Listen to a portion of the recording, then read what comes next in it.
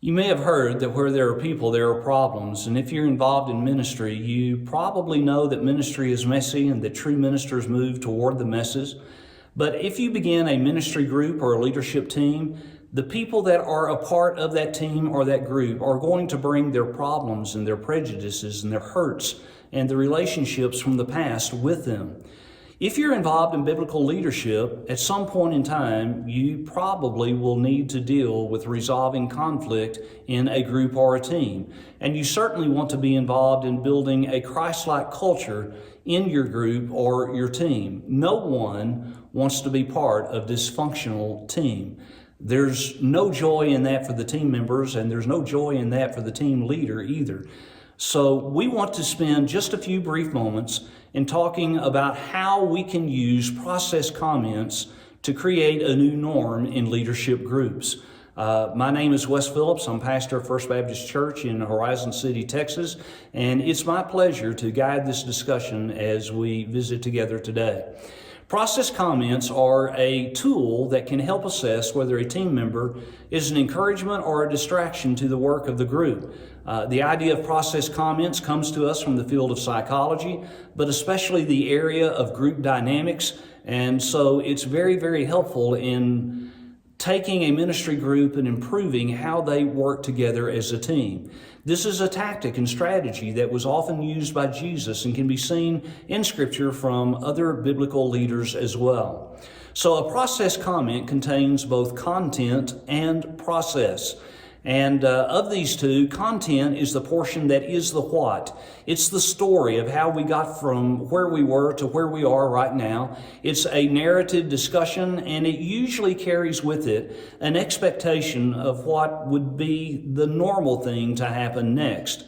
The process piece is the how of the what. It includes the emotions and feelings. It includes the reactions to the story and the narrative, and it anticipates results and consequences that will come as a result of the story.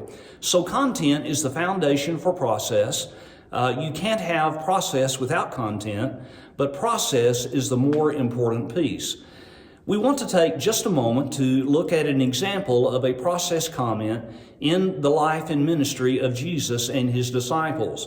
You may recall that there was a time when the disciples began to argue about who among them was the greatest. We know that Jesus had to deal with this on at least 3 different occasions, and the discussion had begun among the disciples about my credentials and why I should be considered more valuable than you.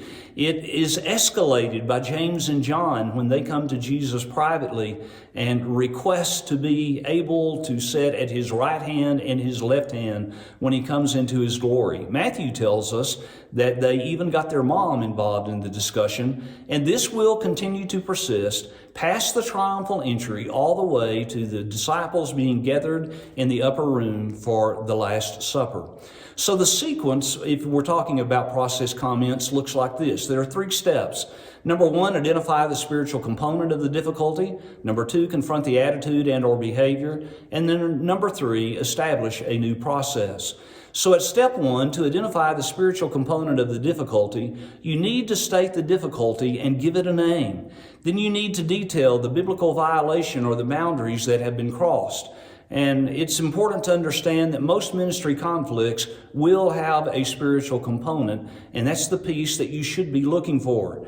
Some of the spiritual background issues that feed this may be specific biblical guidelines and guardrails. It may be the maturity or immaturity of different members of the group. There may be personal agendas that may be known or may be hidden. There may be turf that is being protected, and there may be a desire to protect the individual or others in the group from wounds and hurts that the person has experienced in the past.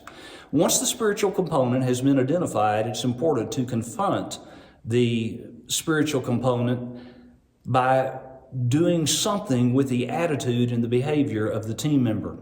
In the case of Jesus and the disciples, the background issue is pride, but Jesus is going to confront this head on, even though the disciples want it to be hidden from him.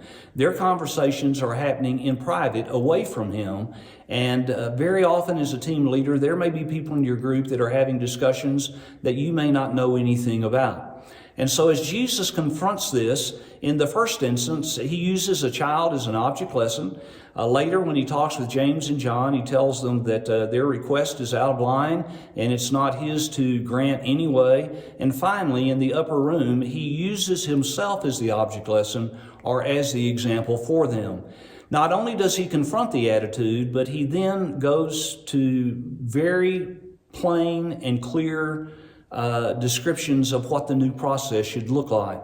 The new process is to be childlike, not childish, and to be an humble servant. Now, the desire to be greatest is no longer a wonderful, exciting thing to debate and to try to position yourself as being greatest, because wanting to be the greatest is now seen in negative terms and is no longer an acceptable or a desirable goal.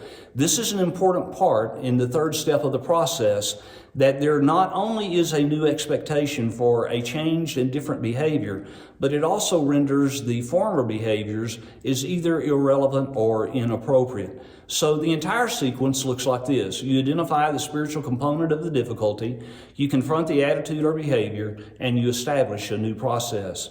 What would this look like in a modern day scenario that wasn't all Jesus and his disciples back then? So there was a small church that was building a new building. They were already involved in the process. Their existing facility had a very limited reach. There was an auditorium, a fellowship hall, and 3 classrooms. As they built the new building, there was no permission given by the fire marshal to store anything in the new building until the occupancy permit had been received. And suddenly, an unexpected opportunity to remodel the fellowship hall and the classrooms emerged.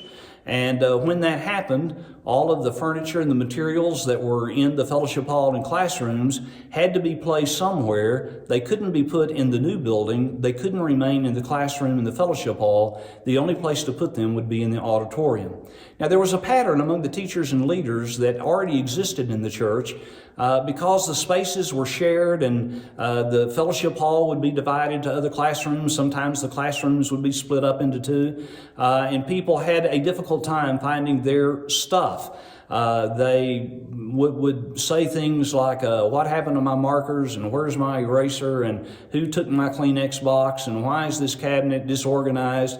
Those kinds of things were common things that were heard and were just something that the church had tolerated for a long time.